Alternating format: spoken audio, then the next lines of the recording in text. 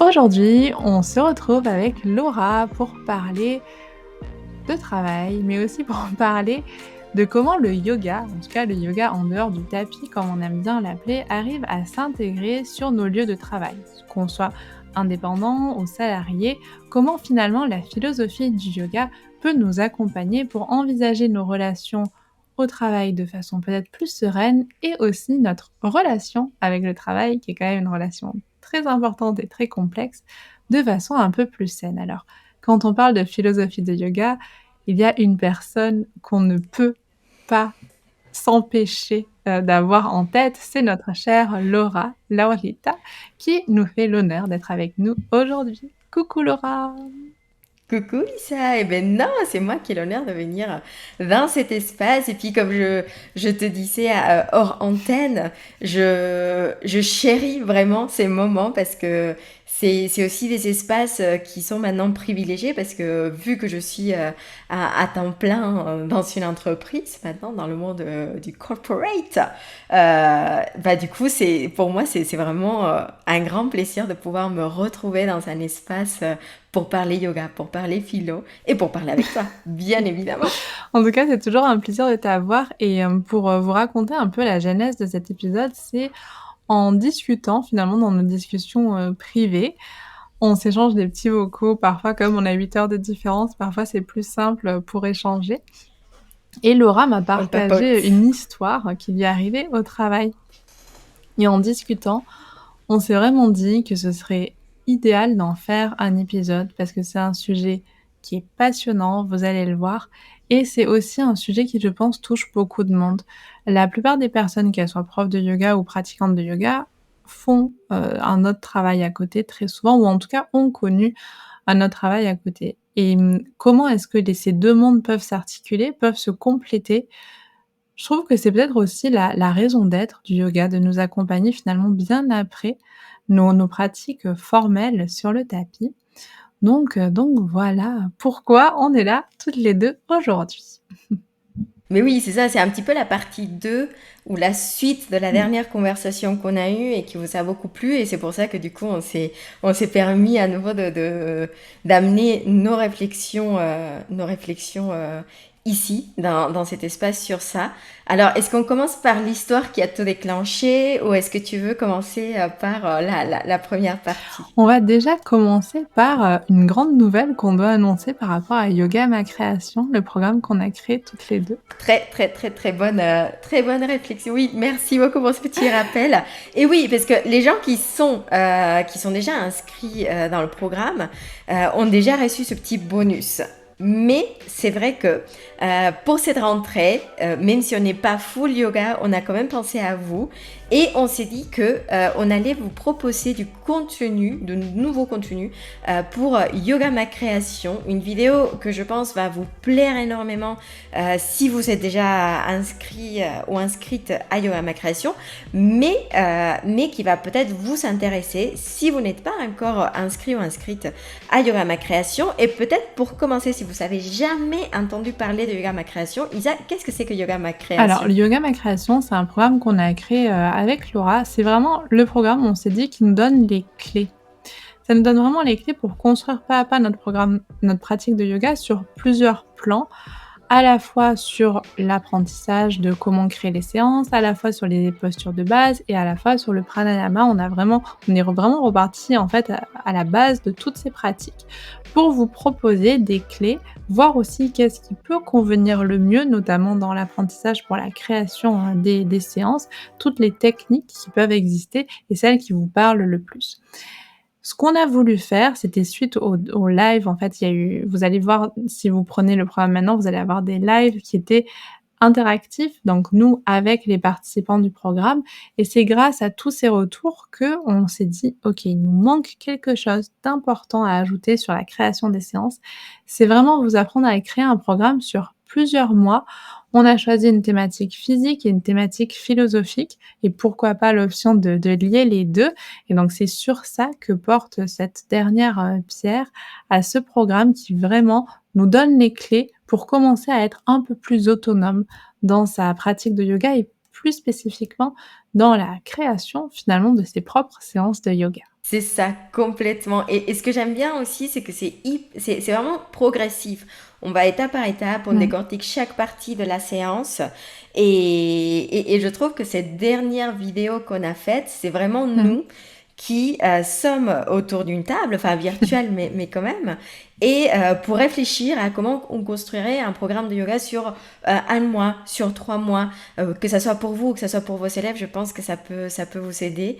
Donc, allez voir Yoga Ma Création, allez voir toutes les thématiques qu'on vous propose. Et je pense que si vous manquez peut-être un petit peu de structure parfois, si vous avez envie de parler de plein de choses dans vos cours de yoga ou aborder plein de choses dans vos séquences de yoga, mais vous ne savez pas comment commencer, par quoi commencer, comment amener progressivement un thème, comment le prendre, bah voilà, je pense que c'est Mmh. le programme pour vous. Exactement. Voilà, notre partie promotionnelle est finie, mais c'est important, sachant que ce podcast n'est, pas sponsorisé ni quoi que ce soit, qu'on vous parle de nos offres, du moment.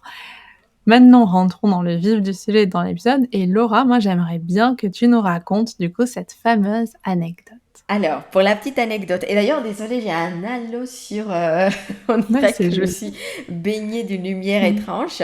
C'est le matin pour moi, donc Ouais, c'est très beau. le jour se lève et je pense qu'à un moment, ça va changer. Mais bon, désolée, c'est normal si vous voyez des luminosités qui changent chez moi.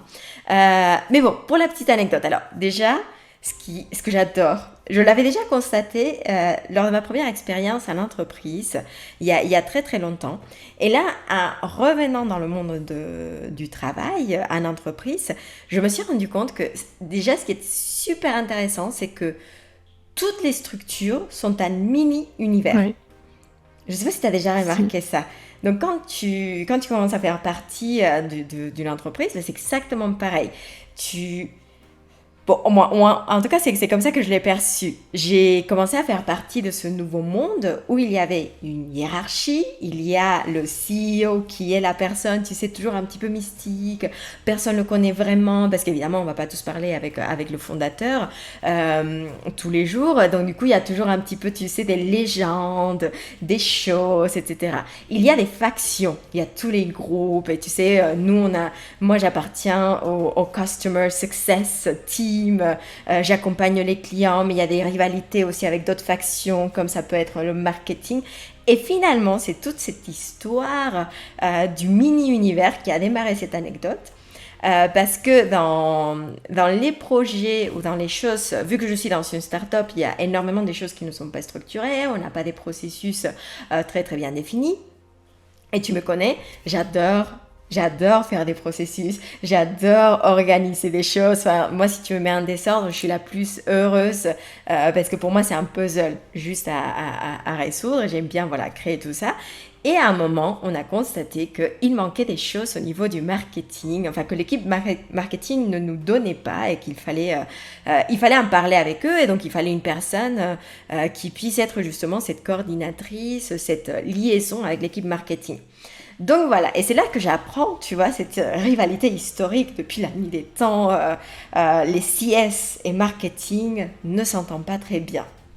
Place aux légendes, place aux histoires et aux anecdotes. Et j'ai eu la chance d'avoir tout le contexte. Et donc, première rencontre. Et voyez comment, l'autre jour, quelqu'un, je vois une mini parenthèse, l'autre jour me disait, ça me dérange énormément que la Bhagavad Gita, que plein de textes nous parlent de guerre alors qu'il n'y a jamais de guerre dans nos vies. Mmh. Honnêtement, là, moi, je me sentais un peu, tu vois, dans Mmh. une mini-guerre. Moi, je m'étais préparée avec mon équipe. J'imagine que l'équipe marketing s'était préparée avec son équipe. On avait ce rendez-vous. L'affrontement était là, virtuel, un vendredi après-midi. Et on avait déjà tous et toutes nos armes. On avait notre présentation préparée, nos arguments, les objectifs de la bataille, et voilà. Et on avait décidé en plus que il y avait des gens qui allaient pouvoir parler dans cette réunion et d'autres qui étaient juste là pour observer. Moi, j'étais la personne qui parlait pour notre équipe et versus la directrice, enfin, elle est en intérim, mais bon, la personne qui est responsable du marketing pour la boîte. Et je commence à lui dire, bah voilà, le contexte, ce que j'ai constaté, c'est ça, il nous manque ça, ça, ça et ça. Et je commence à voir la personne en face de moi se décomposer. Petit à petit, je voyais bien, tu vois, sur sa caméra qu'elle était, elle bougeait, elle se cachait le visage. Enfin, je voyais bien qu'elle était inconfortable. Donc, au bout d'un moment, je me suis dit, je vais la laisser parler. Elle commence à parler, elle commence à nous dire, mais je comprends pas, est-ce que tu me dis, c'est déjà tu connais rien dans l'entreprise, tu viens d'arriver, je sais pas pourquoi tu me dis tout ça, tout ça ça existe, je vois pas l'objectif de cette réunion, je pensais qu'on allait parler de ça. Bref, le ton commence à escalader, ça commence à être, tu vois, la chose commence à devenir un petit peu plus tendue. Et moi, je me dis, ok, il se passe un truc, c'est pas pour moi, c'est pas contre moi. Là, je suis juste un vecteur. Et elle a besoin de parler d'un truc qui la rend très inconfortable. Donc, je commence à la laisser parler, je commence à la laisser parler. À un moment, elle était vraiment très, très, très confuse, très... Elle a commencé à vraiment être envahie, je trouve, par ses émotions. Il y a pas d'autre Mmh. mot à dire, parce qu'au bout d'un moment, elle a pris son ordi, elle a presque lancé. Enfin, je pense que si on Oula. avait été autour de la même table, physiquement, elle aurait vraiment, tu vois, jeté un truc enfin, sur la table, quoi. Et moi, je sentais bien, tu vois, qu'il fallait la laisser s'exprimer parce qu'il y avait des choses pareilles de cet héritage, de toutes ces légendes que j'ai entendues qui ne me concernaient pas, mais qui avaient besoin de sortir. Et donc voilà, on a eu cette conversation, etc. Voilà, ça passe. Au bout d'un moment, je comprends qu'elle a envie de dire la même chose, enfin, que son objectif est le même que le mien. Donc, j'ai besoin de lui dire, on n'arrivait pas trop à se parler, donc je m'impose un tout petit peu pour lui dire, non mais attends, Babs. Elle s'appelle Babs, en l'occurrence. Elle parle pas français, donc je pense pas qu'elle m'écoutera, mais je lui dis, Babs, ok. Là, je pense qu'il faut reculer un tout petit peu. Ce que tu me dis, c'est ça, c'est ci, nanana. Je pense qu'on veut la même chose. Alors, si tu veux, on peut en parler à un autre moment. La réunion est presque finie. Et on part. On sort de la réunion et tout le monde me dit mais c'est génial, t'as géré ça, mais c'est énorme parce que elle s'est décomposée, toi t'es restée hyper calme. Comment tu te sens Laura? Mais c'est incroyable. Et moi j'étais là mais je me sens normale. Mmh. Enfin je sais pas, il fallait que ça sorte. Euh, Bah je me sens rien du tout en fait. On a juste eu une discussion. Je pense que elle avait besoin il y avait un abcès qui avait besoin d'être crevé. Et voilà, et on verra bien une fois que sa vague d'émotions sera passée, on verra bien comment elle réagit. Mais bon, sur le fond, je pense que elle veut la même chose que nous. Et ce qui m'a étonné le plus, et c'est pour ça que je t'avais raconté cette anecdote, c'était à quel point tout le monde, tout le monde, et peut-être sauf moi, s'était investi émotionnellement dans cette discussion qui, honnêtement, c'était pas une discussion pour sauver des vies, c'était pas un sujet, tu vois, super important à l'échelle de l'humanité, et pourtant les gens étaient, mais très impliqués, très investis, très émotionnellement chargés.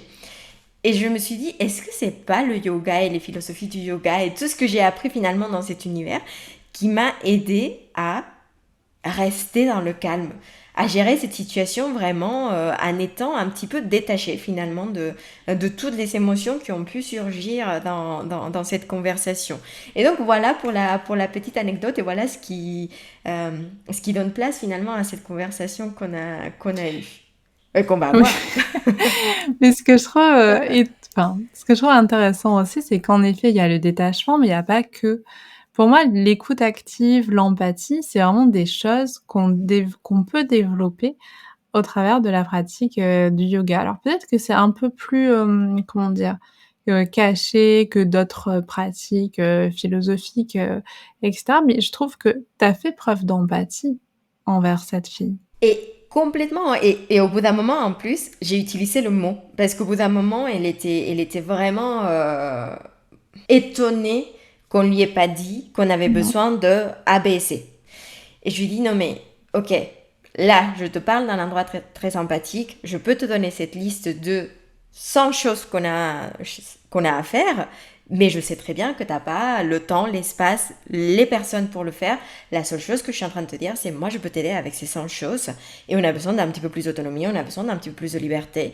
Et attention, hein, parce que je pense que c'était vraiment une écoute active, mais au bout d'un moment, j'ai dû m'imposer aussi dans cette conversation où à un moment, ça devenait un peu trop, justement, on a voulu attaquer à ma personne, à nanana. J'ai dû mettre un petit peu une espèce de petite limite pour dire non, attention, alors revenons un tout petit peu, le cadre c'est ça, la discussion c'est ça, oui t'as raison sur ça, mais il faut reculer aussi un tout petit peu. Et, mais c'était hyper intéressant comment j'ai vu vraiment la personne qui était en face de moi s'identifier avec un rôle qui n'était pas pourtant son essence à elle. Et c'était hyper intéressant de voir peut-être que parfois le yoga, il nous met dans une grotte. On est vraiment il nous permet d'avoir un espace où on s'isole du monde. On est tout d'un coup, on n'est plus face aux autres, on est juste face à soi-même. Et je pense que ça, c'est un espace qui est précieux. C'est un espace qui est génial, on en parlait la dernière fois. Moi, j'avais eu l'impression, en fait, en revenant au monde du travail à l'entreprise, que j'avais vécu mon exil, ou que j'avais vécu un petit peu dans ma caverne, où je parlais que du yoga, où je parlais que des philosophies du yoga. Et maintenant, c'est comme si c'était un retour dans la société, avec d'autres missions, avec d'autres choses. Et je me suis rendu compte que finalement cet espace dans ma caverne, cet espace dans ma grotte, bah ça m'avait peut-être servi à faire 2-3 petits trucs qui me rappellent quand les situations sont un petit peu tendues que bah, je ne suis pas mon travail, je ne suis pas mon rôle. Et peut-être que c'est ça qui m'a permis de garder le calme, et c'est ça qui me permet aujourd'hui, parce que heureusement on a pris un petit peu, ça nous a pris un petit peu de temps entre le jour où cette anecdote s'est passée et le jour où on est en train d'enregistrer cette conversation. Aujourd'hui j'ai une super relation avec cette personne, avec la fameuse Babs, et elle est géniale, elle est incroyable, mais il a fallu passer par ce petit affrontement, ou voilà, ces discussions un petit peu inconfortables. Il a fallu la laisser évacuer toutes ces émotions, et peut-être avoir quelqu'un en face qui ne les prenait pas comme quelque chose de très personnel, pour pouvoir avancer sur d'autres choses, quoi. Mais c'est très vrai ce que tu dis, et je reviendrai juste sur la notion de rôle. Je pense que le fait d'être sur un tapis de yoga et le fait de s'intéresser, je pense, à la philosophie qui entoure le yoga, je pense que ça permet, donc on parle beaucoup d'ego, de finalement se détacher un petit peu de son ego. Très compliqué, hein, très compliqué, mais je pense que c'est aussi parfois se détacher de son rôle, en quelque sorte, ou en tout cas essayer de moins s'identifier à soi, de moins avoir d'idées préconçues. Moi, ça me fait toujours penser à Krishnamurti, alors c'est pas facile toujours à lire, mais pour autant, moi, il y a un truc qui m'avait vraiment marqué dans ses bouquins, c'est vraiment ce cette, notion qu'il veut nous faire passer que à partir du moment où on dit: «Je me connais», j'ai la phrase en tête, à partir du moment où on dit: «Je me connais», c'en est fini d'apprendre. Mais c'est clair que si on dit: «Non mais de toute façon, je sais, je suis comme ça», en fait, ça y est, on grave quelque chose dans la roche et en fait, il y a plus de possibilité d'évolution. On peut avoir certaines tendances, mais toujours se dire: «Ça peut changer en quelque sorte». Ah non, mais complètement, et surtout c'est intéressant parce que vivre dans l'exil, vivre dans sa grotte, c'est très attractif. Mmh. C'est très C'est facile très facile. d'être zen quand on n'est pas parmi les autres, quand on est en retraite de yoga, qu'on est sur le tapis de yoga, on se dit oh, purée, qu'est-ce que ça fait du bien, j'aimerais bien rester comme ça. Mais on sait très bien que c'est pas facile. À partir du moment où on est en dehors de ça, on met un pied sur notre lieu de travail, on met un pied à la maison où peut-être la situation familiale n'est pas toujours simple. C'est là où peut-être c'est le plus difficile de mettre en pratique tout ce qu'on a cultivé sur notre tapis, pendant nos retraites de yoga, en lisant Krishnamurti. Mais c'est bien là où c'est le plus précieux. C'est bien là où justement on va comme tu dis, se retrouver peut-être une partie de nous qu'on ne Mmh. connaissait pas auparavant. Et je pense qu'en partie, c'est aussi la vraie question qui est posée par le Ramayana, par le Mahabharata, par extension dans la Bhagavad Gita, parce que dans les deux cas, dans ces deux histoires, les personnages, les protagonistes doivent partir en exil, ils doivent se retrouver dans la forêt, ils doivent rencontrer des sages, passer des aventures, etc. On penserait que c'est une destinée tragique, mais à tout moment, la question est de savoir, est-ce qu'on revient ou pas? Une fois que l'exil est terminé, est-ce que je reviens? Arjuna, dans la Bhagavad Gita, il le dira, hein, face à la bataille de Kurukshetra, il se dit « Ah non, j'ai peut-être envie de partir à la forêt, de revenir à la forêt, à quoi bon cette bataille si de toute façon je vais tuer tout le monde ?» Enfin voilà, là on rentre peut-être dans d'autres thèmes, mais la question elle est là.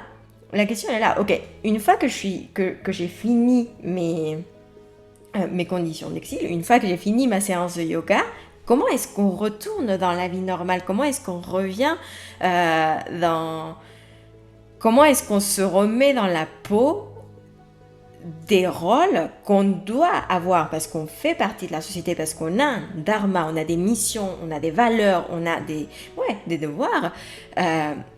Et comment agir en mettant en pratique tout ce qu'on a appris dans l'exil? Parce que l'exil, il est là, il n'est pas là juste pour comme les vacances. Hein. Il est là pour être un espace de transformation, pour qu'on puisse devenir quelqu'un d'autre, pour qu'on puisse agir différemment. Et donc, je trouve que c'est très intéressant maintenant que je suis dans une boîte, voilà, avec tout ce qui va avec et tout ce que je vous disais, c'est ce mini-monde, ce mini-univers, de me retrouver à nouveau dans ces situations et de me dire, ok, en fait, peut-être que j'agis différemment. Et peut-être qu'avant, j'aurais pas gardé ce même calme. Avant, et ça fait partie des raisons pour lesquelles j'ai quitté le monde de l'entreprise. Avant, je m'identifiais avec mon rôle.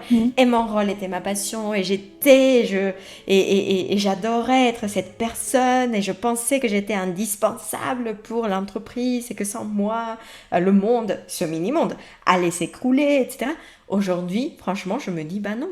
Je suis un rôle, je mets une casquette, c'est comme si je mettais un habit, une armure, etc. et tout. Je fais mon devoir et puis c'est tout. Et puis je le laisse et puis c'est pas grave et ça fait partie de moi, mais c'est pas tout.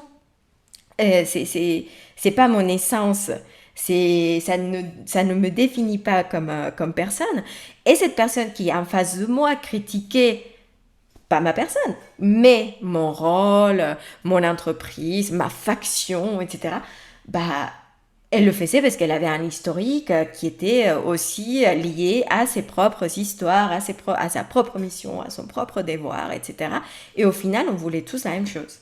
C'était super intéressant. Et c'est très intéressant ce que tu dis et il y a quelque chose qui me fait tilt là, c'est tu dis, en fait, elle a réagi par rapport à son histoire. C'est-à-dire que c'est pas une réponse par rapport à l'instant T, c'était vraiment en fait, on réagit de façon automatique parce qu'on a toujours, réagi comme ça dans ce contexte-là, avec ce rôle-là, dans ce milieu du travail. Je trouve que c'est vraiment très intéressant et en yoga, moi je sais, j'avais une prof qui disait toujours ça et moi je vous en avais parlé sur mon espace, dans la thématique du mois de janvier, vraiment avoir un regard de débutant et je trouve que c'est hyper précieux, par exemple sur son tapis de yoga, de se dire: «Bon bah allez, aujourd'hui, je vais pratiquer comme si c'était la première fois» et en fait, ces moments-là, on les a peu dans le monde du travail parce que je pense qu'on n'a pas parfois le temps, de le mettre en place. C'est-à-dire que moi, je me rends compte aussi qu'il y a un rythme au niveau du travail tellement intense, tellement pas physiologique non plus.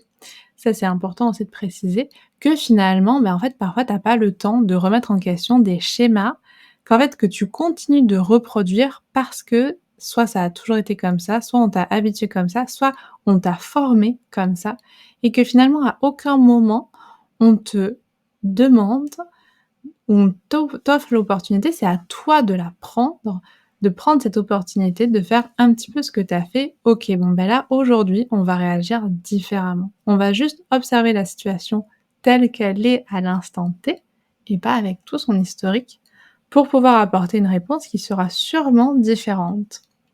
Et ça, je trouve que c'est très précieux et c'est ce que le yoga, finalement, peut apporter, c'est-à-dire cet œil nouveau, cette conscience, cette pleine présence et je trouve que c'est je sais pas, c'est quelque chose de précieux qui est pas très facile à mettre en place, mais qui pour autant doit être salutaire. Mais ce sera sûrement inconfortable et comme tu as dit, tu as parlé d'affrontements, de moments inconfortables. En fait, ce moment inconfortable, il est obligatoire parce que finalement, à un moment, on va pas réagir comme les autres personnes du groupe. Et dans un groupe, il y a rien de pire, finalement, que d'être pointé du doigt ou de faire quelque chose qui est en désaccord quelque part avec la philosophie édictée par le groupe. Ah non, mais complètement. Et c'est vrai que j'avais cet avantage. Tu vois, je l'avais pas analysé comme ça, mais c'est vrai que le fait que je sois, ça fait que 3 mois hein, que je suis dans cette entreprise, bah, m'apportait peut-être cet avantage. Parce que justement, à chaque fois qu'elle me rappelait l'historique, moi, j'étais là, bah oui, ok, je comprends qu'il y a cet historique, mais moi, je te dis que je veux quelque chose de nouveau, que j'aimerais bien qu'on mette en place peut-être une nouvelle dynamique. Et peut-être que elle est là la clé finalement aussi de se dire, ok, et si je fais Mmh. toute rencontre comme si c'était, bah voilà, une nouvelle rencontre. Parce que, et je sais pas si ça t'est déjà arrivé, mais j'ai l'impression qu'à chaque fois qu'on commence dans une nouvelle structure, dans une nouvelle, en plus toi qui a fait plein de stages au cours de tes études, on a un petit peu cette envie de, cet esprit de jeunesse où on a envie de changer le monde. Et donc on se dit, on regarde, on arrive avec un regard qui est tellement neuf que du coup on se dit mais on pourrait faire ci, on pourrait faire ça et on est plein d'énergie, etc. Et ça c'est quelque chose de très précieux je trouve à garder. Ne pas se laisser envahir par justement la lourdeur que ça peut être, tout ce bagage historique, tout ce contexte, les 2, 3 fois que tu as déjà fait, tu as déjà eu ces discussions avec d'autres départements, les innombrables discussions autour d'un sujet qui tourne en rond depuis des années. Bah, le fait d'avoir peut-être cette pratique de toujours arriver avec un regard neuf, ça pourrait être une bonne pratique. Tiens, je vais essayer de garder ça dans le monde de Ouais, mais je pense l'entreprise. que c'est important. Après, je pense que voilà, cet esprit un petit peu de révolution. Moi, je sais que quand j'ai commencé à bosser dans la fonction publique, je sais plus si je vous avais raconté ça ou pas, mais c'était un sketch, hein. J'avais fait une boîte à idées. En fait, je voyais beaucoup de mes collègues qui râlaient. C'est-à-dire, ils étaient pas contents pour plein de trucs, notamment sur un système d'archivage, mais qui était débile, hein. Vraiment, c'était le pire système d'archivage que j'avais jamais vu. Et du coup, je m'étais dit: «Mais voyons, on n'a qu'à changer». Bah oui, c'est bête, ça fait 10 ans qu'ils font ça, mais toi, tu viens d'arriver depuis 6 mois, bah bien sûr, tu vas changer ça. Et j tu sais, de l'énergie, j'avais 20 ans, tu vois? J'étais toute jeune, vraiment de l'énergie. J'ai fait une boîte à idées sur laquelle j'ai collé le Dalaï Lama, enfin vraiment, c'est quand j'y repense, je me dis: «Mais comment?» Tu sais, je l'avais prise chez moi, j'avais fait des petites gommettes et tout, enfin je pense qu'à posteriori, je pense que mes collègues devaient vraiment me prendre soit pour une folle, soit pour vraiment, tu sais, une nana sortie de la maternelle, quoi. Vraiment, ils devaient dire: «Mais qu'est-ce qu'elle fout?» Mais donc j'adore, mais donc j'ai j'adore. mis la boîte à idées, j'ai dit: «Allez, on va mettre toutes nos bonnes idées, comme ça, on va arrêter de râler». Parce que naïvement, je me suis dit: «Mais en fait, vu qu'on râle et on n'est pas content, mais en fait, on va faire des ch en fait, on va changer les choses, vu que sinon on râle et c'est pas bien de râler». Naïvement, j'avais pas compris le bénéfice secondaire, de râler, tu vois? J'avais pas compris ça, j'avais pas l'expérience. Après, j'ai appris là dans mes études que jusqu'à 25 ans, on a notre lobe frontal qui est encore en plein développement, donc en fait, j'avais pas assez d'expérience pour comprendre cognitivement ce qui se passait sous mes yeux. Maintenant, j'ai compris. Donc j'ai fait la boîte à idées et du coup j'ai dit: «Bon bah allez, vous êtes d'accord? Je mets l'idée d'arranger les archives différemment». Donc je mets, mon petit ballot dans la boîte, j'ai dit: «Allez, la semaine prochaine, on va dépouiller». Bon, la semaine suivante, vous vous en doutez, le seul ballot que j'ai tiré de la boîte à idées était le mien. Personne d'autre n'avait utilisé la boîte à idées. Et donc là, elle dit: «Bon allez, votons pour cette idée. Qui est d'accord?» Donc tout le monde a dit: «Oui, oui, bon bah si tu veux, fais ça». Donc j'ai refait les boîtes à archives. Sur chaque boîte à archives, j'ai fait un petit dessin. Bah oui, quitte à aller jusqu'au bout. Et en fait, là, les gens ont plus pu râler après le système d'archivage. C'est-à-dire tout le monde m'a dit: «Ah merci Isa, c'est cool, c'est mieux en fait, c'est mieux pour nous et cetera». Mais c'est tout. Et en fait, quelques jours plus tard, ils ont commencé à râler pour un autre truc. Et moi j'étais là: «Mais attends, pourquoi ils râlent pour ça?» Et moi du coup, je leur disais: «Mais écrivez-le dans la boîte à idées, écrivez-le dans la boîte à idées». Et donc chaque semaine, j'allais tranquillement dans la boîte à idées. En plus, on était sur 2 services, c'était compliqué, enfin bref, donc j'allais chaque semaine dans ces services en prenant la boîte à idées. Je disais: «Alors qui a écrit quelque chose?» Et personne n'a jamais rien écrit. J'ai eu, un papier de chewing-gum et quelqu'un qui a dit qu'il fallait que Bruno se rase la barbe, c'est tout. Et Un peu comme dans The exactement. Office. Moi, j'ai un peu vécu The Office. Un jour, j'en ferai une bande dessinée, je pense. C'est Mais ouais, génial. et ça a été très difficile. Bon, alors maintenant, je comprends et je comprends aussi que autant c'est hyper important d'avoir un regard neuf et cetera, mais un excès de naïveté, nous fera nous battre contre des moulins à vent. Et aujourd'hui, tu vois, j'arrive à enfin, je pense arriver à avoir un regard neuf, mais par contre, je sais quels sont mes combats et quels sont ceux qui sont perdus d'avance et dans lesquels je m'aventurerai pas. Donc, qu'est-ce que je vais mettre en place pour moi, me préserver? Ah non, mais complètement, non, non, mais complètement. Je pense que tout est à des bonnes doses. Mais c'est là où je pense que le détachement, le fait que, voilà, se rappeler que non, le boulot, c'est pas la vie. Non, moi, Customer Success Consultant, ou je sais plus quel est mon titre. Enfin, je connais C'est même pas pas mon mal, hein? titre, tu vois, pour Ça te dire. claque. Ça claque. Ou account manager, je sais pas. En plus, j'ai l'impression que ça change toutes les 2 secondes. Évidemment, on est dans une start-up. Euh, mais, mais je m'en fous. Enfin, jusqu'à un certain point, tu vois, je suis complètement détachée. Ça fait partie, enfin voilà, c'est une job description, ça représente ou ça décrit ce que je fais dans cette organisation, dans ce mini-monde, mais n'allons pas jusqu'au point où je m'identifie avec ça et donc du coup je vais devenir ambassadrice du customer success dans le monde entier parce que blablabla et seulement moi détient, enfin, et je détiens absolument toutes les réponses sur mon métier. Bah non, pas du tout. Enfin, et je pense que c'est ça aussi qui aide énormément dans les conflits ou dans les discussions que j'ai pu avoir ces derniers mois où je me dis à chaque fois, ok, arrêtons de le prendre aussi un petit peu au Mmh. sérieux. Oui, c'est important. Au final, je sais pas comme si je faisais un truc, tu vois, contrairement à toi, je suis pas en train de sauver des vies ou voilà, on travaille sur un algorithme qui apprend l'anglais. C'est génial, j'adore la mission, mais voilà, c'est tout. Tout va bien, c'est un mini-monde, c'est un mini-univers, mais sur lequel mais duquel je peux m'extraire à tout moment, parce que ça ne définit pas ma personne.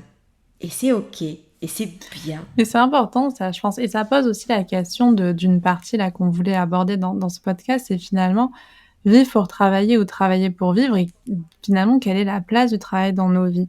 Alors moi enfin comment dire? J'ai pas non plus la vie et la mort des des personnes, je te rassure, ça va plus ou moins. En tout cas, on a toute une équipe au cas où il y a un problème, et malheureusement il y a souvent des problèmes, mais il y a toute une équipe, donc on n'est jamais, totalement seul, et heureusement.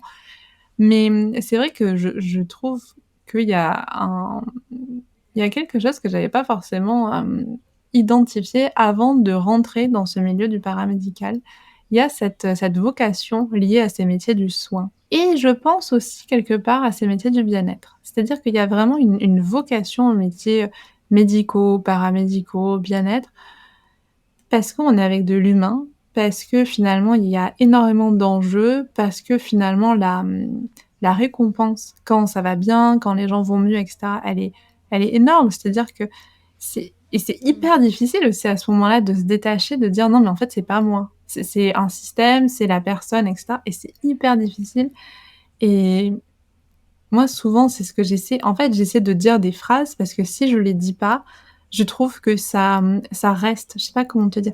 C'est-à-dire que quand un patient va me dire: «Merci pour tout», je dis: «Non, mais c'est vous qui avez fait tout le boulot», ou «C'est vous qui avez fait, 90 du truc. Nous, on était juste là pour vous accompagner», et je le dis systématiquement. Pour moi, c'est important pour le patient, c'est-à-dire pour qu'il sache, en fait, qu'il a de l'autonomie et que, c'est de lui, en fait, d'où ça vient. C'est-à-dire que mmh, nous, on a des patients qui nous écoutent pas, hein, mais à tous les niveaux. Je travaille en respi, en gériatrie, et parfois je comprends quand la dernière fois, il y avait un monsieur, il avait quoi, 95 ans, je vais le voir pour essayer de voir de quoi il a besoin dans sa chambre et cetera. Il me dit: «Non mais là, ça va pas, j'ai trop envie de me laver les cheveux». Alors qu'en fait, il peut se laver les cheveux qu'1 fois par semaine, on va dire. Et là, en fait, au bout d'un moment, j'ai dit: «Bah, allez, venez, on va se laver les cheveux».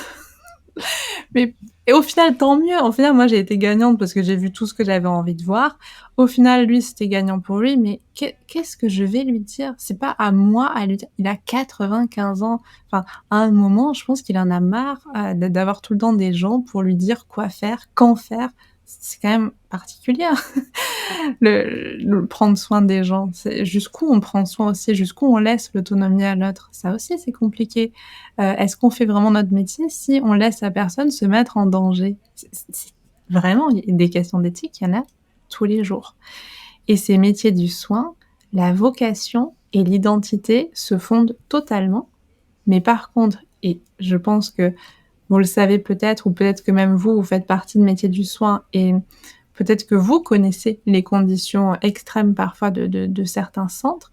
Jusqu'où on accepte en fait? Jusqu'où on accepte? Mais c'est ça, parce que c'est tout le paradoxe finalement de ton secteur, c'est que la structure n'est pas humaine, pourtant le cœur du C'est métier ça. est humain. Et c'est les humains qui travaillent. Dans le monde de l'entreprise, évidemment, on va trouver la même chose, mais c'est beaucoup moins intense, c'est beaucoup moins... Peut-être, enfin, toutes ces choses sont dans une autre ampleur, dans une autre mesure, mais c'est vraiment tout le paradoxe. Mais la structure, elle reste non Mmh. humaine. Elle reste non humaine.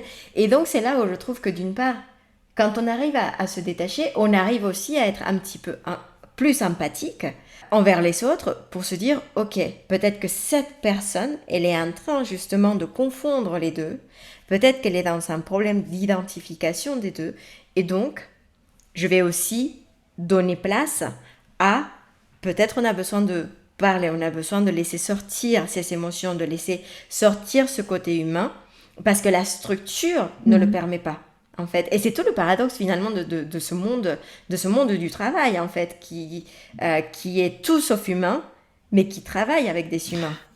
Quand Ouais. ChatGPT nous aura tous remplacés, ça sera une autre discussion. Mais aujourd'hui, c'est vraiment ça. Avec ma discussion, c'est exactement ce qui s'est passé. Une fois que les émotions sont sorties, bah ça y est, on a pu passer à autre chose. C'était très bien, c'était très cool.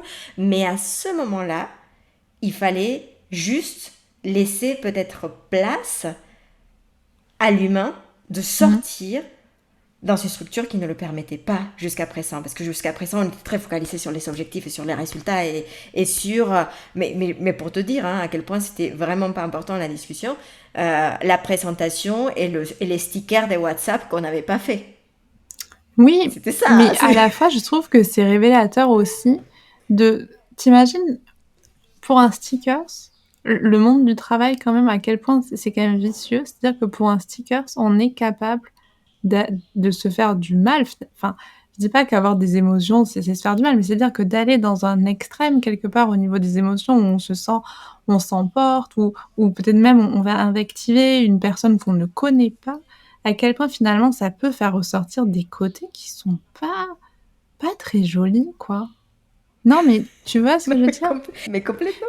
Mais complètement. Et j'imagine que chez toi, il y a des gens qui pètent des plombs et tu sais peut-être pas si cette personne, elle a jeté un plomb, elle a pété un plomb parce que parce qu'elle a pas eu le temps d'aller aux toilettes depuis Mais 5 heures et que sa c'est ça. vessie est sur le point Mais moi, d'exploser, je tu vois. sais qu'en gériatrie, je fais les toilettes thérapeutiques, c'est-à-dire on évalue l'autonomie de la personne pour, voilà, faire sa toilette et cetera. Bon, moi, enfin, nous, on y va, parfois on en fait 2 le matin, enfin voilà, c'est pas systématique, déjà, c'est pas tous les jours.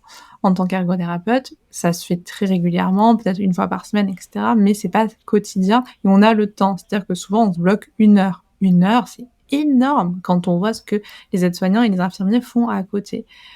Franchement, être dans ces petites pièces où on entend les sonnettes non-stop sonner, où on est avec des patients, où il faut vraiment faire attention à tout, il faut essayer mais voilà, il y a la confiance, il y a la nudité, il y a tellement de paramètres, mais parfois on se dit: «Mais on est où là?» Enfin, tu vois? C'est-à-dire que si après la personne parfois il y a des infirmières qui me disent: «Désolée, je suis speed» et moi je dis: «Non, enfin, tu as pas à être désolée». C'est-à-dire que je sais qu'à ce moment-là, tu peux pas prendre le temps plus que déjà ce que tu m'accordes, en fait et en fait, remettre de la bienveillance, remettre de l'humanité dans ces secteurs, ça peut parfois être extrêmement compliqué. Je trouve qu'il y a des moments d'humanité, tu vois? Mais c'est-à-dire que le système n'est pas bienveillant envers les personnes. Moi, c'était le sujet de mon mémoire, hein, finalement, le rôle de l'ergothérapeute auprès des soignants. Comment est-ce que nous, on peut accompagner sur ces thématiques de souffrance au travail et cetera? Mais finalement, ce qu'il en est ressorti à la fin, c'est que c'est bien beau. C'est-à-dire qu'on peut être très bienveillant, professionnel envers professionnel et cetera. Si le système ne change pas et n'amène pas de la bienveillance, je parle vraiment de la pure bienveillance, de la pure humanité, c'est comme si, vous savez, le bateau coule et on est en train de jeter les seaux d'eau là, hein. On n'est pas en train de réparer. Non, mais c'est ça, mais complètement. Et en même temps, ce système, qui encore une fois n'est pas Mmh. humain, ce système, il ne faut pas qu'on le confonde avec ça.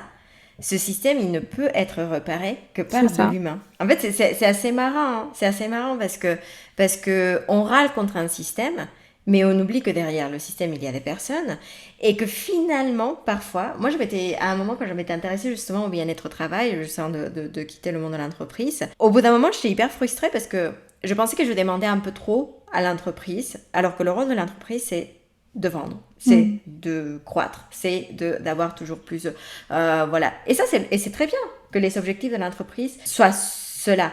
Mais qu'il faut comprendre, c'est que quand une boîte est bienveillante, ça vient pas du top du management, mais là où les changements vont être vraiment, vont vraiment avoir un impact sur la plupart des salariés, c'est quand le middle management, quand les personnes qui ont des responsabilités, peut-être pas les plus hautes responsabilités, mais qui ont des responsabilités, ne serait-ce que dès le premier grade, c'est là, si eux, ils prennent en charge les personnes qui sont dans leur équipe, c'est là où on va voir la culture Mmh. changer. Et si ces personnes, et si vous êtes en train de nous écouter et que vous faites partie peut-être de ce type de management, vous ne savez pas à quel point vous pouvez avoir un énorme impact sur vos collaborateurs, sur votre équipe. Moi, je le vois finalement, et c'est ce que je te disais quand je vais au bureau, vu que les personnes qui travaillent avec moi sont plus jeunes que moi, j'ai l'impression d'aller à l'école. Mais ce que j'adore, c'est que mon boss, par exemple, mon chef, est N+1, est un petit peu plus jeune que moi. Et ce que j'adore de lui, c'est que du coup, il a une mentalité qui est vachement plus, avec un rapport au travail qui est beaucoup plus sain. Ça se ressent dans Ouais. toute son équipe. On est tous capables de poser nos vacances à tout moment. Enfin, il y a vraiment un espèce d'équilibre vie et travail qui est exigé. Ouais. Parce qu'il l'exige, parce que c'est lui qui l'exige. Et ça me rappelle énormément les Yoga Sutras de Patanjali, parce que dans les Yoga Sutras de Patanjali, on nous dit le but, c'est d'aller vers la conscience pure. C'est de Purusha et c'est de se débarrasser presque de tout ce monde matériel dans lequel on vit pour aller vers ça. Mais donc du coup, la question se pose, à quoi ça sert du coup tout le reste en fait? Si l'idée au bout d'un moment, c'est d'atteindre Purusha, d'être conscience pure, pourquoi est-ce qu'on ne naît pas conscience pure? Pourquoi est-ce qu'on vit éternellement dans la conscience pure sans jamais naître ni mourir ni vivre dans ce monde? Eh bien, le vrai intérêt finalement de Prakriti, c'est que c'est un espace Mmh. partagé. Et que quand il y a une personne qui est aussi un petit peu l'idée des philosophies, des philosophies bouddhiques, c'est que quand il y a une personne qui atteint justement cette un petit peu plus d'illumination par rapport aux autres, ou cette perspective des choses, cette compréhension de la réalité, elle peut automatiquement aider les Ouais. autres à le faire.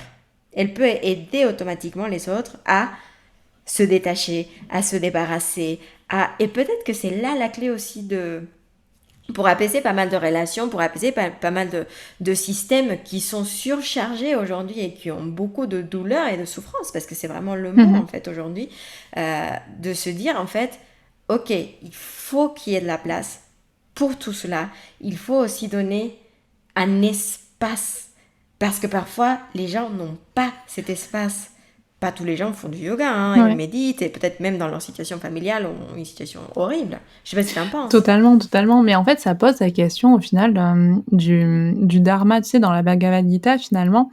Moi, parfois, je me dis: «Mais est-ce qu'il faut faire comme Arjuna?» c'est-à-dire: «Allez, bah, on va à la guerre». Jusqu'où on accepte, en fait? Enfin, c'est-à-dire que c'est ça qui est compliqué. Je sais pas si j'ai réussi à bien m'exprimer, mais tu vas sûrement m'aider.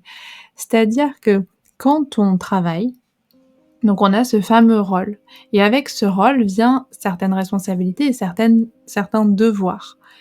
Mais finalement, parfois, c'est en contradiction, tu vois? Ça va venir en contradiction avec certaines de nos valeurs profondes. Exactement le conflit d'Arjuna.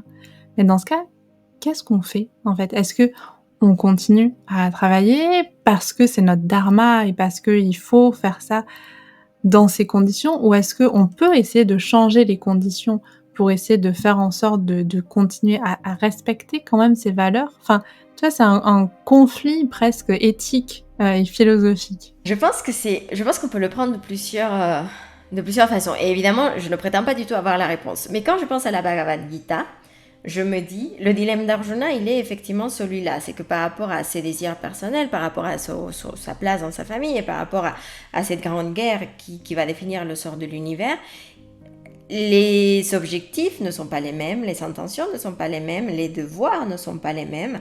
Et donc, que faire quand nos dharmas se rencontrent? Beaucoup de fois, je trouve qu'on oublie qu'on n'est pas seul. Mmh. On oublie qu'on n'est pas seul et c'est comme si tout le poids de l'univers, ou même du mini-univers dans lequel dans lequel on fait partie. Oui. Bon, bref, dans lequel on est en train de vivre, duquel on fait partie, c'est comme si tout ce poids reposait sur nous. On a parfois cette impression, et je le dis parce que moi, ça m'est déjà arrivé plein de fois, hein, que quand il y a un problème, on pense qu'il n'y a que nous qui pouvons le résoudre.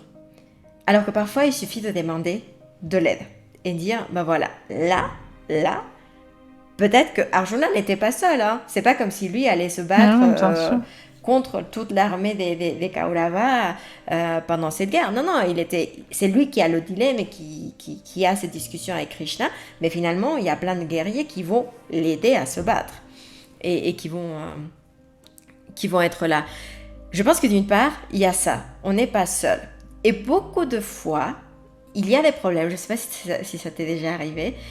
Où du coup, on se dit, ben, je vais résoudre ce problème. Et c'est ça qui va calmer la douleur qu'il y a ponctuellement là. Mais parfois, il faut des gens où il faut avoir un petit peu plus de perspective pour se dire, ok, je peux résoudre ce problème, moi, à l'instant T, mais peut-être que le problème est plus systémique que ça. Peut-être qu'aujourd'hui, il vaut mieux que je ne fasse pas, que je ne résoudre pas le problème, parce que ce n'est pas, c'est un ne pas résoudre, c'est en peut-être juste disant, voilà, là il y a un problème, mais c'est pas de ma responsabilité, c'est la responsabilité de quelqu'un ou de quelque chose ou d'un rôle qui n'existe pas, c'est plutôt d'un rôle qui n'existe pas ou d'un processus qui n'est pas en train de fonctionner. Et c'est ça qu'il faut fixer. Tu vois ce que je veux dire? Et je pense que c'est là où il faut identifier les limites. Parce que le devoir n'est pas le même. Parce que le dharma n'est pas le même. Parce que justement, l'action ne sera pas la même. Et donc, si on pense à grande échelle, finalement, c'est ça qui va définir l'action d'Arjuna. Il faut qu'il se batte. Pourquoi? Parce que là, il n'est pas en train de réfléchir à peut-être une guerre où on n'a pas forcément besoin de lui. Voilà, si jamais il combat pas, il n'y a pas trop de différence. Non, là, lui, il est clé dans cette guerre. Et en plus, c'est une guerre qui va définir le sort de l'univers. Oui. S'il s'agit d'une action qui va résoudre un problème à cette échelle, il faut y aller. Si c'est un problème où finalement, que je fasse ou que je fasse pas, ça va pas résoudre la grande guerre de Kurukshetra, ok, là on peut se poser la question, est-ce que c'est ou non de ma responsabilité? Il y a des batailles qu'il faut pas s'approprier. Et je pense que parfois dans le monde du travail, encore une fois, parce qu'on s'identifie trop avec cette partie de notre personnalité ou de nos vies, on s'endosse aussi des responsabilités qui ne sont pas les nôtres. Non, on s'en fait notre. Hein. C'est encore une fois ce que dit Mais oui, et c'est encore une fois ce que dit Krishna. Mieux vaut faire son devoir que faire le Ouais. devoir d'un autre. Mieux vaut mal faire son devoir que faire le devoir d'un autre. Il va même Mmh. plus loin dans la Bhagavad Gita. Et parfois, on a trop envie de résoudre les problèmes des autres et des problèmes qui ne nous correspondent pas. Ouais, c'est très Je sais pas non, ce que mais t'en c'est penses. très vrai et c'est vrai que j'avais jamais vu ça sous cet angle-là, mais maintenant ça fait sens. C'est-à-dire que moi, j'avais presque 2 visions qui s'opposaient, c'est-à-dire que je me disais, à la fois, il y a le dharma, à la fois, voilà, il y a Arjuna, qu'est-ce qu'on fait? Est-ce qu'on fait notre dharma ou quoi? Et à la fois, il y a, ce que dit Krishnamurti, c'est-à-dire, non mais arrête avec ton identité, enfin finalement, non, ton identité n'est pas fixe, en fait. Donc ouais, le concept même de dharma, on peut le réfléchir et peut-être même que le dharma, en fait, c'est autre chose, en fait et c'est pas forcément lié au travail. Je vous dis ça parce que je lis un bouquin, je sais pas si je t'en ai parlé, The Pathless Path de Paul Millerd. Non. Un de mes meilleurs bouquins que j'ai lu, ces derniers temps. Alors après, c'est peut-être parce qu'il vient dans un moment de vie où j'avais besoin d'écouter ça et en fait, il dit: «On vit dans des systèmes, encore une fois, où au centre, on met le travail». Très souvent. Très, très souvent le d'ailleurs, il y a qu'à dire, c'est très, bateau, mais qu'est-ce que enfin, quand tu te présentes, très souvent, bah, voilà, tu dis ton prénom, peut-être d'où tu viens et ce que tu fais dans la vie. Tu vois? Parce que très souvent, c'est ce qu'on va faire et en fait, on donc dans les sociétés, donc on a notre travail qui est au centre et ensuite il y a le reste autour. C'est-à-dire qu'on travaille pour finalement pouvoir vivre à côté. Enfin, tu vois, c'est un peu et en fait, il a repensé, donc il est tombé malade, enfin je vous refais pas le bouquin, mais si vous avez envie de le lire, il est super intéressant. En fait, il est tombé malade, il a eu la maladie de Lyme qui l'a totalement cloué au lit, c'était affreux et en fait, il a repensé à ses priorités. En fait, il s'est rendu compte qu'il y avait pas qu'une priorité. En fait, la priorité numéro un et moi, par rapport à ce que je vois à l'hôpital tous les jours, je vous dis mais 100 moi, ça m'a remis une claque à ce niveau-là. En fait, la priorité numéro un, c'est la santé. C'est peu importe ce qu'on fait à côté, c'est notre santé. Ensuite, ça peut être nos relations, les relations humaines. Là, pareil, moi, vraiment, s'il y a une leçon de vie j'avais eu des leçons de vie durant mes stages, mais alors là, ce que je me prends depuis que je travaille, je me dis: «Mais c'est pas possible». La être isolé socialement, on s'en rend pas compte, hein, mais ça peut être, horrible, horrible à tous les niveaux. C'est-à-dire en termes de sensation de solitude, en termes d'aide, en termes de bien-être psychologique et cetera. Donc entretenir ces relations sociales, c'est aussi important. Apprendre, jouer, enfin toutes ces choses qui font qu'on est stimulé au quotidien et ensuite le travail. Mais finalement, le travail, c'est pas la priorité et c'est peut-être pas au centre et ça peut être assez déroutant parce que finalement on nous je sais pas comment dire? J'allais dire on nous contraint, c'est pas on nous contraint, on nous façonne, on nous modèle depuis qu'on est petit. Qu'est-ce que tu veux faire plus tard? Mais finalement, en fait, on en vient à penser uniquement au travail et plus à ce qu'on a autour.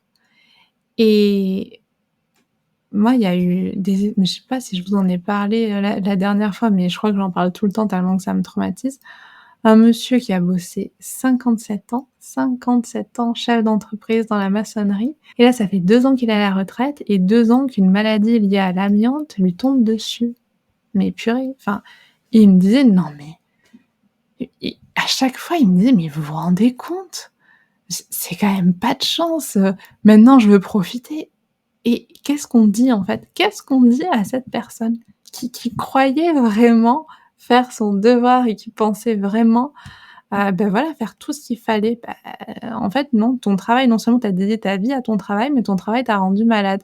Franchement, des histoires comme ça, je vous promets, là, je suis désolée, je vous plombe le moral, mais c'est dur, hein, c'est dur, mais ça remet aussi le sens de priorité et c'est pour ça qu'on en parle aujourd'hui. Non, mais complètement, mais tu touches à tout à l'heure, t'as dit une phrase que j'adore, qui me fait penser à la grande phrase Spider-Man, avec un grand pouvoir vient une grande responsabilité.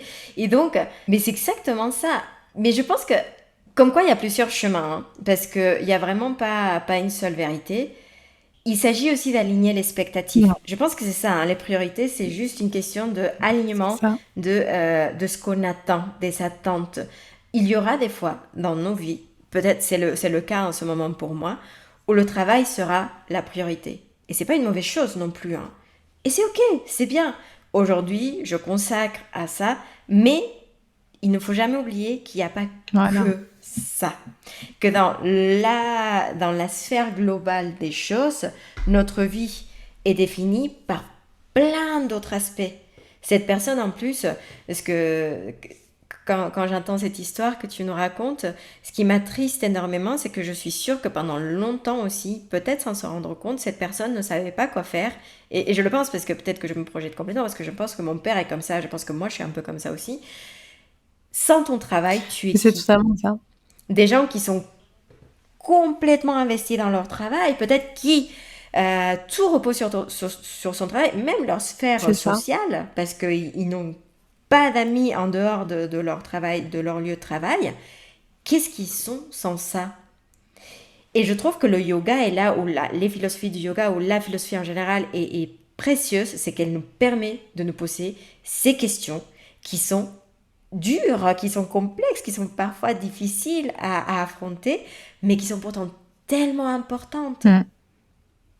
Tellement importantes, parce qu'au bout d'un moment, on se dit, ok, ben si moi j'ai envie de faire mon identité, mon travail, ma vie entière, mon travail, ben j'assume alors ma responsabilité. J'assume complètement ce côté-là. Et donc, en quelque sorte, je n'ai pas, enfin, évidemment, on a le droit de se plaindre, mais je ne peux pas me plaindre. Si j'ai fait ce choix aussi conscient de faire de ma vie mon travail, ma vie entière, Mmh. si je suis en train de le faire, bah, je ne peux pas me plaindre. Moi, il y a des jours où c'est ça, c'est complètement assumé. Je vais rester bosser jusqu'à très tard, mais j'ai envie de ça. Mais je sais aussi très bien que parce que j'ai fait ce choix conscient, le lendemain, je peux partir tôt et je m'en fous aussi parce que ce n'est que mon travail. Et je trouve que le vrai, là, je ne dis pas que c'est tout le temps simple, hein. Moi je me trompe, parfois évidemment moi aussi je râle, parfois évidemment je me laisse Ah emporter bon? par toutes ces petites guerres, des factions, etc. Je suis humaine après tout, mais quand même je trouve que c'est l'équilibre à Mmh. trouver. De se dire, ok, un jour je vais accepter ça, et puis demain, ok, je vais peut-être partir sur une autre chose, et ouais,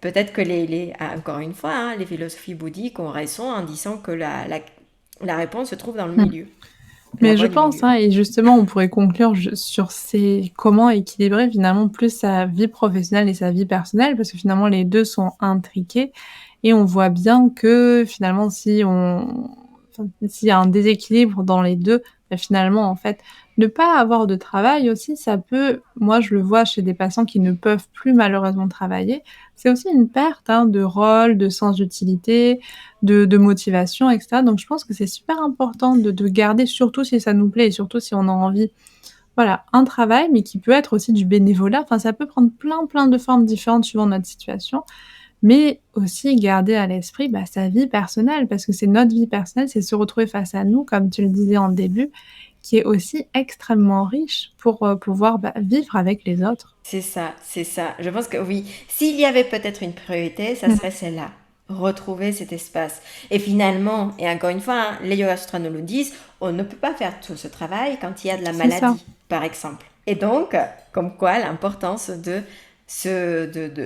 oui, de bien soigner son enveloppe physique, son corps, son mental. Enfin, pas enveloppe physique, je parle aussi, je suis un peu comme les Yoga Sutras de Patanjali, hein. Il y a la conscience, mais il y a tout le C'est ça. mental, etc., qui va Mmh. avec, et qu'il faut soigner, qu'il faut chuchoter pour qu'on puisse ensuite avoir cet espace, pour qu'on puisse naviguer nos Mmh. vies, se croire dans Suits ou se croire dans The Office, et bien vivre cet aspect de sa vie qui peut être passionnante aussi, qui peut être super chouette, qui peut être, mais qui ne définit pas tout. En tout cas, pas toute notre vie. Ouais, c'est sûr. Accepter finalement Mmh. aussi ça, le changement. Ouais, mais accepter le changement, mais tu sais, il y a beaucoup de personnes, je pense, enfin, en tout cas, moi, je les vois, hein, notamment en gériatrie, c'est-à-dire que le travail, ça a été aussi une grande partie de leur identité.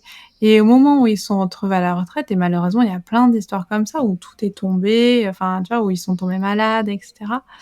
Et c'est vrai que souvent, on a des discussions et il y en a qui me disent: «Non, mais moi, je suis trop contente depuis que je suis à la retraite parce qu'en fait, je peux enfin, en gros, prendre du temps pour moi, pour découvrir qui je suis. Je ne voyais pas ma famille, bah, maintenant, je passe beaucoup de temps avec mes petits-enfants». Là, je vous raconte des histoires heureuses parce que quand même il faut il faut parler d'histoires heureuses, mais se rendre compte en fait à quel point c'est important de se respecter aussi. De respecter pour moi ses besoins, vitaux et on a besoin de se ressourcer, on a besoin de dormir, on a besoin de manger suffisamment, on a besoin d'aller aux toilettes, on a besoin de se soigner et parfois, bah, quand dans le travail on n'arrive pas à faire tout ça, c'est qu'à un moment, il y a un énorme déséquilibre et il va falloir se pencher très sérieusement sur la question parce que sinon en parler, à ne pas hésiter à se faire aider par des professionnels.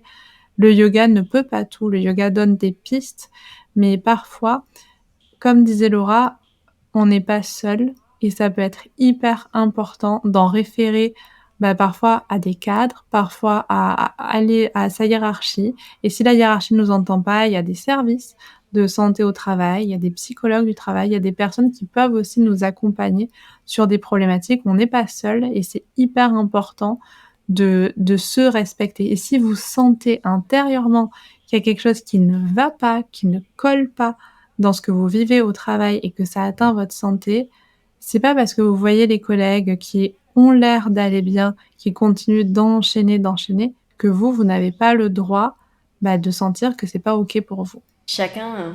son chemin. Comme dans la pratique du yoga, chacun a ses points forts, et ses déficiences. Enfin, on l'a tous. Donc et non, on n'est pas dans la tête des autres. Donc C'est ça. peut-être que cette personne, elle justement au début de sa carrière, a plein d'énergie, elle est encore dans cet esprit de jeunesse, je veux tout changer, alors que nous, non, pas forcément. Et c'est ok, c'est très Mmh. bien. C'est très bien. J'adore ce que tu dis. Je pense que c'est une bonne façon de Ouais, non, conclure. mais c'est sûr. En tout cas, c'est important d'en parler. Je pense que maintenant, c'est de moins en moins tabou le sujet de la souffrance au travail, mais la pratique du yoga peut vous donner des clés et si ça peut déjà vous donner une clé de vous rendre compte de ce qui ne va pas en ce moment ou au contraire de ce qui vous convient et que finalement vous restez dans cet état d'esprit et même si vous avez des collègues qui vont vous faire des remarques mais que vous êtes aligné avec vous-même, pour moi c'est le principal. C'est principal d'être aligné et de prendre soin de soi. On s'en rend pas compte mais la vie peut vite basculer malheureusement donc au plus vous prenez soin de vous, au mieux ça ira. Exactement. Merci beaucoup Issa pour cette Merci discussion. Laura Le pour temps passe tout. Ouais, c'est vite. vrai, bah, c'était une longue, j'espère que vous avez fait un long trajet en voiture ou une longue balade à vélo. Je pense à Jeanne qui nous écoute souvent à vélo et à Sandrine qui nous écoute en voiture. Donc voilà, là, vous allez pouvoir avoir de quoi faire. Bon, en tout cas, merci beaucoup Laura. C'était, un énorme plaisir, de t'avoir, avec nous aujourd'hui. Merci à toi et à très bientôt. Merci à tous et à Merci toutes. beaucoup, Gros à bisous. bientôt.